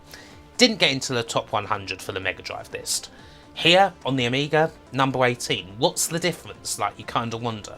Like, it's not like they're both similar, but when you play lists on the Amiga and you have, like, the best version of that classic Sean Southern soundtrack, or not Barry Leach soundtrack, Sean Southern made the game, sorry about that, it's so much smoother here as well. Like, it's really smooth arcade racing action. Like, it just feels so right here, like, in a way that it didn't on the Mega Drive. It feels perfect. It feels like as good an arcade racer as there's ever been. Like, honestly, right up there with Outrun. It has that kind of same feel. You know, you've got an awesome sports car, and it's kind of more of a driving game almost than it is a racing game. Like, you're just going through these vistas and just trying to get your Lotus Esprit or Lotus Elan or whatever you've picked, like, up to as high a speed as you can and just rip through these courses, and it's wonderful. It's just absolutely wonderful. It's got that great feeling, and it helps obviously that Lotuses are British, or at least they were British. So yeah, this is amazing on the Amiga. Deserves to be up here. Number 17, Floor 13. Maybe it should have been number 13, huh? Floor 13 is a game very unlike any others. Again, it's a game that I kind of did when I did those Cold War titles a few years back. You play as a spy master. You have various stories that come in the press that could be potentially damaging to the government, and you kind of have to sort them out. You have to discredit people where it's needed. Sometimes you may even have to take firmer measures. You might have to interrogate someone. You might even have to assassinate someone. But above all, you have to keep a low profile. Can't have your actions being reported in the press, because otherwise the Prime Minister, well, he ain't going to be very happy, and you might have to take some flying lessons out of your 20th story window in the Docklands. So yeah, you got to be... It's kind of like I described it back in the day. It's not a James Bond game. It's a George Smiley game. You're basically a civil servant, and you've got to go about things in a very quiet, hush-hush British way. Just smooth it all over. Careful bit of discrediting here and there. Careful bit of interrogation. Infiltration, just smooth as you like. If you go in guns blazing, then you'll lose. I can't really think of any other game that kind of has that feel about it, and as much as it's kind of almost quite plain, the presentation is good for what it is. It's just so wonderfully dark, and yeah, I love it. So easily one of my favourites. At number 16, we go for Ocean, and we go for One Step Beyond with Colin Curley. A game that really surprised me, I have to say. I was never a fan of like the game that kind of came before this, Pushover. Never really a big fan of that one. I couldn't ever really get into it. And this game is kind of similar. So why is that game kind of to me a bit meh, and this game is just so good and so addictive? I don't know. I'm not sure. I mean, this game has a different feel to it, in that you've got kind of a jumping puzzle type thing. Like you've got these different platforms that you need to go on in a certain order, and then make sure that you go on the end platform, which is naturally a bag of Quavers crisps at last. It's kind of similar in a sense to Pushover in many ways, but this just works so much better for me, and that makes it, honestly, one of the best puzzle games on the system for me. Like, I think this game is awesome. I mean, sure, it might be an advertising game featuring old Colin Curley and packed full of adverts for Quavers crisps, but then, hey, I always liked Quavers crisps anyway, so that doesn't really bother me too much. Yeah, superb. In at number 15, had to have a Worms game in here. I'm sure Gary will be very happy with that. I've kind of gone for Worms the Director's Cut, because I felt that kind of deserved a bit of a head up, because it is kind of the only Worms game that is exclusive to the Amiga. I mean, the original Worms, which was an Amiga original, was on pretty much everything that could hold it when that came out. This was kind of the sort of weird in-between game between the original Worms and then Worms 2, which was kind of just on PC from that point forward. It introduces a lot of things that you would end up finding in other Worms games, a lot of like the weird extra weapons, like this is the first time that you see like the concrete donkey and stuff like that. It was a very late game, and it's a very rare game actually. Like if you find this in stores and that, you probably want to pick it up because it's worth money. I had it back in the day, believe it or not, and I don't have it anymore, unfortunately. Yeah, it's all the classic sort of Worms action. I mean, you've got to love this brilliant turn-based strategy game with the cute little worms and blowing everyone up, blowing each other up and smashing through the landscape and all that. It's just got some cute little extras that makes me go to this, and some really fun like customization options that the original perhaps didn't have, which is why I tend to go for this one over the original when it comes to specifically Amiga Worms. I mean, they're both great, obviously, but I'll have a bit of love to this one. That's kind of one of the more obscure of the classic Worms releases. So there it is at number 15. At number 14, another terrific puzzle game. The Amiga is really a great platform for those who like the best puzzle games that you can pretty much get. Bill's Tomato Game from Psygnosis it's the second best puzzle game that Psygnosis ever released, which is no mean feat considering what the first is. This is a game that I pretty much knew nothing about at all until I played it for the big video that I did on Psygnosis. I hadn't played it previously to that, and I was shocked by it. I was thought, where has this game been? Like, why isn't this a much more highly praised game? Because this is absolutely fantastic. Like, it was like, seriously, like, I came very close, and I came very close now to saying that this is my favourite game by Psygnosis, even better than Lemmings. Like, it was really, really close. again, I just love puzzle games like this. This is kind of that sort of Rube Goldberg like the machine type thing where you have that little tomato and you set it off and you've got to make sure that the conditions are right, that you've put certain fans or platforms, trampolines in the right place, and just kind of experiment and you keep fiddling about with it until you find the solution. And it really kind of gets your head scratching, and there's a lot of sort of creative multiple ways you can often go about getting that solution. It's amazing. It's such a shame that this game is not better well known. I mean, maybe it would have been more well known if it had got the Mega Drive conversion, which was basically complete but then was never released for whatever reason. Maybe that would have made it a better known title. I don't know. It deserves to be better known. It's one of the best puzzle games that there's ever been, in my view. Not just one of the best Amiga games, one of the best games in a whole genre. I love this game. It's fantastic. Number 13, we couldn't not have Elite. Elite, I mean, it's one of the most famous games on here, unsurprisingly. Is it a game people necessarily associate with the Amiga so much? No, they probably associate it more with the BBC Micro or the Spectrum or other platforms. But the Amiga version of Elite was my version of Elite. It was one that I played years after Elite came out, if I'm honest. It was on, I think it was on a collection, an Empire collection, I think it was, which I think had this. It had Jimmy White's World in Snooker. It had Zool, and I think it had something else. I can't remember what the fourth game was, unfortunately. No, I can't remember. But a pretty damn good collection, I mean, especially with, like, those three on there. And, yeah, I mean, it's the great open world simulator. Commander Jameson, or Commander whatever you call, Commander Kim, I suppose, for me, goes around trading goods, shooting down baddies, getting rid of space pirates, maybe being a bit of a privateer, getting lost in deep space and taking on those Fargoids, maybe breaking the law a little bit, getting some slaves, upgrading the ship, all sorts. And all in the quest to become the Elite. Awesome space action, awesome space trading, trying to land your ship. It's one of the greatest games ever. Go figure. In at number 12 then, we have Lemmings.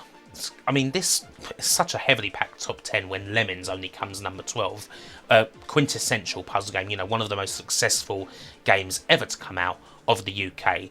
This was just a little experiment in deluxe paint that just went into the stratosphere, you know, just creating some tiny little people, getting them moving, and then, hey, why don't we actually try and do something? It was at one point going to be like a violent shooter style game, I think, and then someone thought, you know, why don't we try and make some puzzle game out of it? And then somehow from there, you know, we come up with this magical game called Lemmings. I mean, it's been ported, I think, to basically every system going since it came out. I think it must have been by this point. You know, it's got the classic, like, different, like, sets. You know, you got the bombers, you got the builders, you got the diggers, you know, you got the floaters. You got everything you kind of really need to get through all these stages, and it gets ever more fiendish as you go along. It's a beautifully unique little puzzle game. Still not much like it since it came out. Perfect. Number 11, just missing out on the top 10, and I really do mean just, cannon fodder. It's amazing that to me that this didn't get in the top 10. It just didn't make it. Such an awesome little game. I mean, the dark humour, the sort of anti-war sentiments that it's got is kind of one thing, but the action itself is pretty damn good. You know, you've got your little squad of troops and you try and keep them alive for as long as they can so they can be as good a troop as they can possibly be. You know, dangerous sorties into behind enemy lines, trying to get rid of those rocket formations, blow up those huts, and obviously kill everyone in sight. As it is perfectly summed up by the tagline for the game, war has indeed never been so much fun. Who doesn't love cannon fodder? It's one of the perfect action shooters there is. So we have reached the top 10, and it was very tough to decide just what order all these games were going to come in. But at number 10, we have the classic from the Bitmap Brothers, the Chaos Engine. I mean, it seems like it's been quite a while in this list. It seems quite late that we see the Bitmap Brothers, but this game, kind of inspired by Gauntlet with a nice steampunk feel, and all those awesome archetypes, and that blistering, thumping house soundtrack is just so definitively Amiga. In the end, it just couldn't not be in the top 10, and it just edged out cannon fodder. I mean, I always like, you get your two. I mean, what kind of ones do you prefer? I mean, I always like to go with the Gentleman because he looked so cool with that big old pistol and that pipe, which obviously you didn't get in the console versions of this game. Magnificent game. I mean, just everything about this, just the look of it, just the intensity. It's just such a shame that this game did not get the brilliant sequel that it absolutely deserved, but that's just kind of what happened. It kind of, the sequel went into a bit of development hell and just wasn't really as good anyway. But yeah, this game still stands on its own as an all-time great for me. Number 9. This is the newest addition to the whole list, perhaps. Lost Patrol. Lost Patrol was a game that I'd never played at all until it was requested by great friend of the channel and awesome guy in general, Mr. Andrew Dalton, for a review one month. And I played it and I fell in love with it. I fell in love with the darkness of the mood as you try and get your squad from A to B to the US camp miles behind enemy lines. I loved all the little mini games. I mean, they weren't necessarily the greatest playing, but they added to the whole thing. That music, that one brilliant track from Chris Glaister, the only piece of video game music that he ever did, and it's one of the best. It's a game that really gets you right in the feels, tells a fantastic story. And so it kind of not only is in the top 10 of this Amiga list, it got into my top 100 games ever. I just thought this was magnificent. I was so glad that Andrew introduced me to this game, a brilliant one by Ocean that previously I had never played before. If you don't know Lost Patrol, if you've never played it, you gotta play it. You really gotta. Number 8. This classic football management game could not be on here. I spent so much of my time playing good old Premier Manager 3. There were several Premier Manager games. This was the only one that I really played to any extent, but oh boy did I play it a lot. The kind of thing about this game, which again was in my all-time top 100, is that it has a real story going for it in that you have to pick a team from the conference. So while it's perhaps bad that I cannot pick my beloved Southend United, you get to take a team like Halifax Town, who don't exist anymore, all the way to the top if you can, and it's very addictive for that reason. I mean, you got some other cute little extras like doing the sponsorship boards with all the classic Amiga magazines on there and other console mags from the time, and all the other cool stuff. You've got the phone numbers. This is the reason why the numbers 343343 is totally stuck in my head forever. It's just a really great management game. It's the best of like the pure football management games for me on the Amiga, and there's quite a lot of management games on this system, so it does do a lot to stand out from the rest and be one of my favourites. Number 7, you probably knew this one was coming. Sensible Soccer. Sensible Soccer, for many people, gameplay-wise, it doesn't get any better on the whole system. It kind of started out as a sort of take on Subbuteo, a game that was very much inspired John and Chris over at Sensible Software. And from there it develops into this super fast game that's kind of somewhere between an arcade game, an arcade football game, and a simulation. Like, it's got that fast and frenetic feel of an arcade game, and anyone can pick up. Like, you don't have to enjoy football to enjoy playing this game, in my view, because it's so simple. It's just, directions and a button.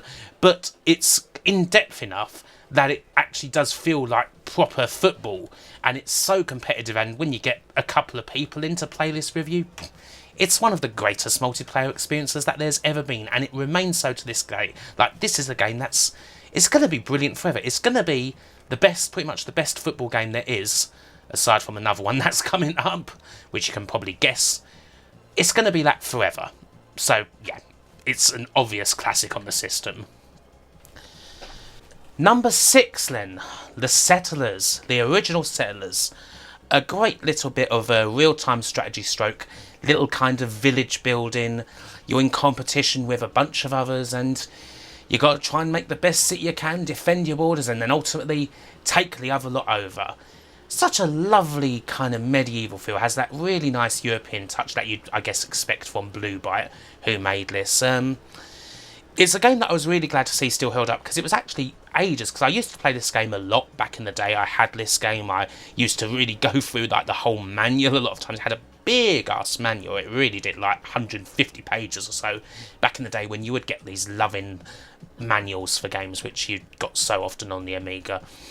And yeah, I mean, real-time strategy, although, I mean, I say real-time strategy, this game is kind of real-time strategy. It's kind of a hybrid, like, the real-time strategy isn't exactly as in-depth as, say, Dune 2, for example, but it does everything that it does really well, whether it's the building the city part or the, actually taking your troops and having a ruck part. I mean, it's a series that's still going today, and to my shame, I haven't actually really played any of the modern incarnations, which I know are supposed to be pretty damn good still, but this original one, strong place in my heart. Into the top 5 then, and we start 5 with a game that wouldn't necessarily be associated with the Amiga. It's the original Civilization, Sid Meier's Civilization. This game, obviously, for almost anyone, I think they're going to say, well, this is a PC game, and yeah, it is a PC game, but I cannot ignore the fact that the original Civilization, what platform did I first play it on? I played it on the Amiga, and I played it to death on the Amiga. I really did. Like, I had the Arga version of Civilization, which I think came out in 93, 94, something like that, and I played this game, and, well, it's the same story that so many others had on the system. I mean, the Amiga version of it is perfectly good. It's pretty much, very much like the PC version, really. And it's, well, the same story that anyone has with this game. You play it to death. It's so addictive. It is a classic. It is just, just one more turn. Just one more turn, You just want to keep going and going and going with it and just seeing just how far you can get. You cannot really beat this game in many ways when it comes to, like, what it achieved. I mean, there were certain games, we covered Megalomania, that kind of was doing similar things to Civilization at the same time, but as a full package, Civilization deserved to be the one that went into the stratosphere. And as I kind of found out when I made the recent video that I made about this game, such a great story behind it as well, such kind of an epic tale of its creation and how Sid Meier and company and Bruce Shelley kind of gradually got it through despite Wild Bill Steely being sort of completely interested in flight sims and nothing else. A great game, truly, justifiably in, like, the Hall of Fame of video gaming. In at number 4, Theme Park.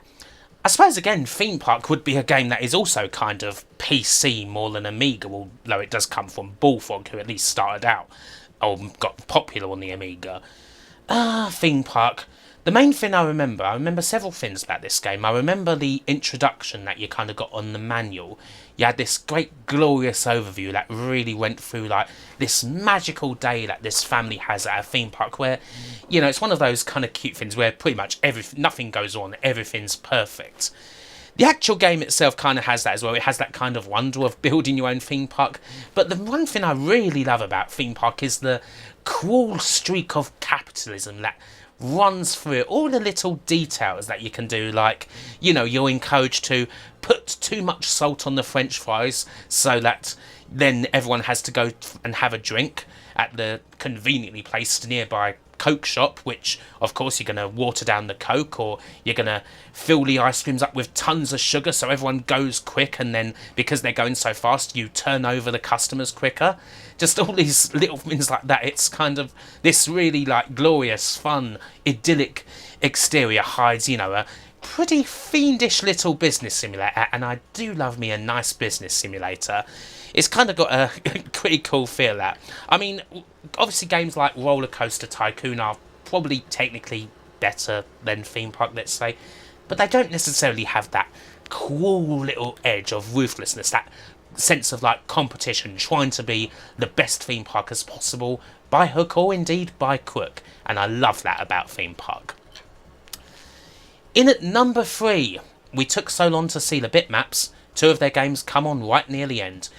Gotta be Speedball 2 Brutal Deluxe.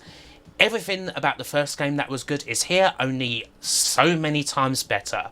You've got these great little teams, you've got an awesome atmosphere improvement, the gameplay is so much better, like the teams are actually so much tougher, there's so many different ways to win. You can either score, you can get the multipliers, you can just flat out brutalise the other team if you want and injure them, and that'll get you points. You've got the shouts of ice cream from the crowd, you've got, the nice future sports thing. I mean, this was the game that kind of really, in many ways, popularised the future sports genre. and also kind of killed it in many ways, because there weren't really many games after Speedball 2 that were anywhere near as good as Speedball 2. It's kind of a funny story as well, how the Bitmap brothers ended up coming out to it. Like, it kind of started as a game based on real tennis that they were pitching to Mastertronic, and then after that kind of got rejected, or Mastertronic said, oh, we don't want to make a game based on that anymore, they retreated to the pub, and the rough outline for Speedball was created. And of course, the really sad thing was, kind of like Megalomania before that, Speedball 2 came out under the Imageworks banner right about the time that Robert Maxwell fell off the boat.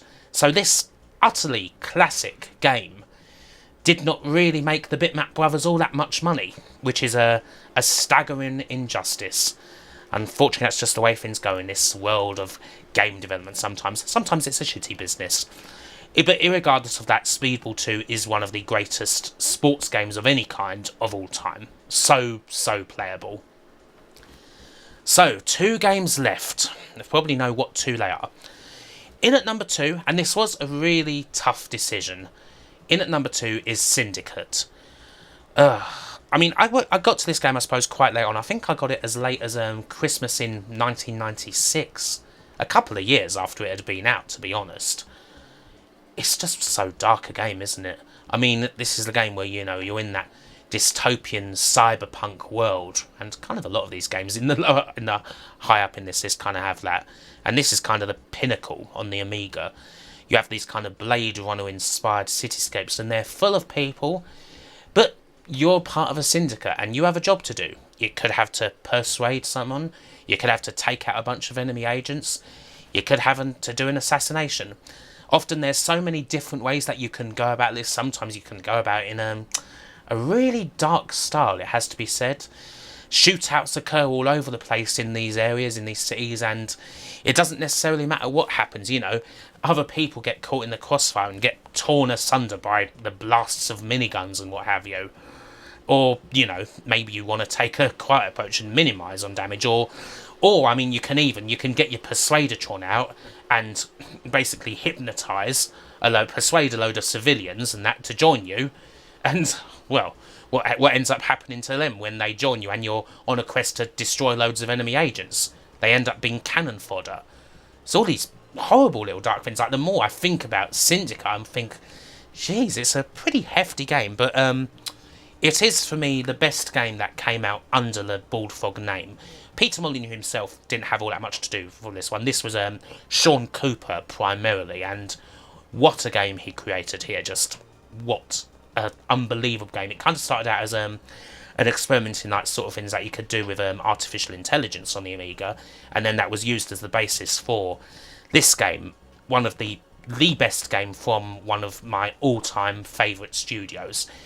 And yeah, even though he wasn't necessarily involved in it, kind of partly got to thank Peter Molyneux just for the creation of Bullfrog and giving us amazing games like Syndicate and like Theme Park. Like, there's a reason both of these games were in my top 5. I absolutely love them. And so, number 1 is perhaps no surprise. It tends to be number 1 in almost every Amiga list, let's face it. It's Sensible World of Soccer. In this case, the version which I had, which was the last version, 96-97. Which shows you how long I kind of stuck with the Amiga, to be honest. Sensible World of Soccer. It's the only Amiga game to be in, like, the Smithsonian, like, the most important games ever made. An absolutely ludicrous achievement. John Hare kind of just decided, you know, why don't we just create basically an encyclopedia of football?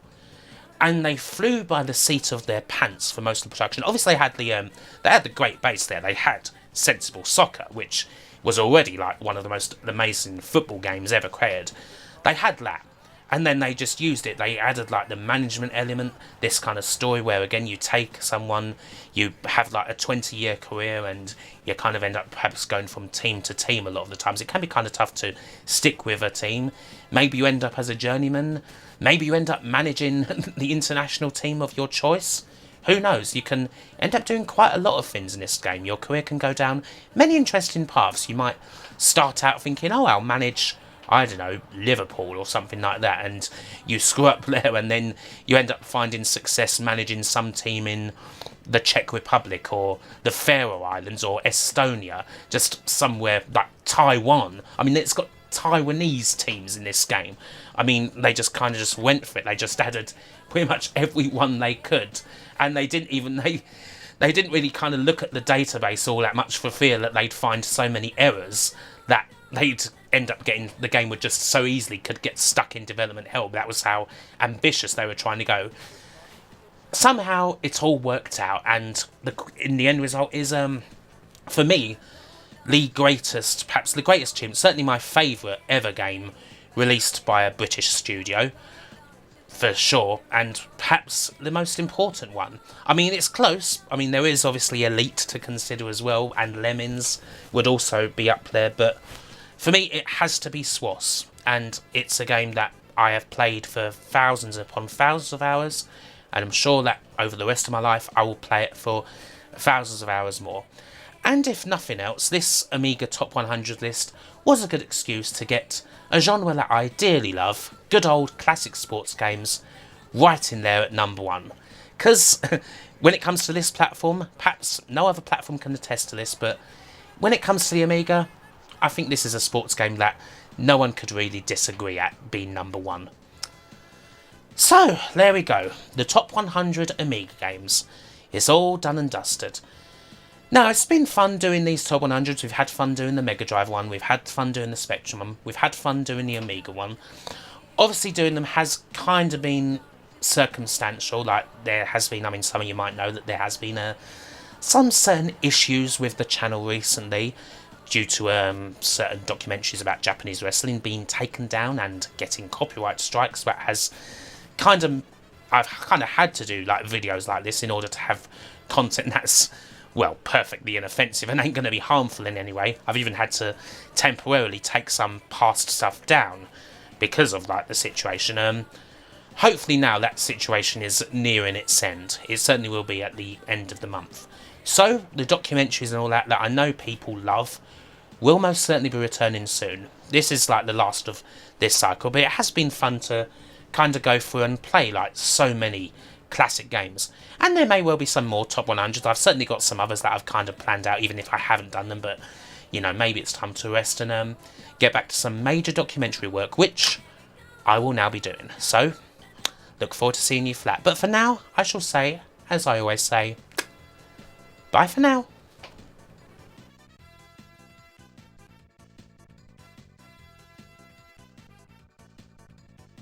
Thank you so much for watching this video. Now, I suppose you know the whole YouTube drill by now. If you like the video, then hey, why don't you like it? And hey, why don't you subscribe and click that notification bell?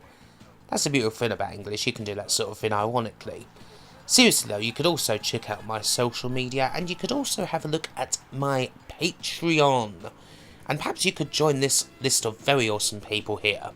Alexa Jones-Gonzalez, Andrew Dalton, Handicapped, Asobi Kwan DX, Brian Henniger, Chris, Cody Spooner, Conrad Pritchard, Deeg Zalior, Rimwan, Sutter, Daniel Briggs, Dave Cork, David Rose, Dinty76538, Dustin Cooper, Gary Samaden, Geordie Alex, Glunthef, Ian Roberts, James Brown, Jason Stevens, Jace Alexander, Jeff Ladd, Lee Norris, Lukas Kuligovsky, Matthias Gramzov, Martin Pataki, Piotr Margel, Renbimon, Rusty Kelly, Seth Robinson, Simon Gulliver, Tarek Amir, Tim Wald, and Yerka Operator, and all the rest of the community.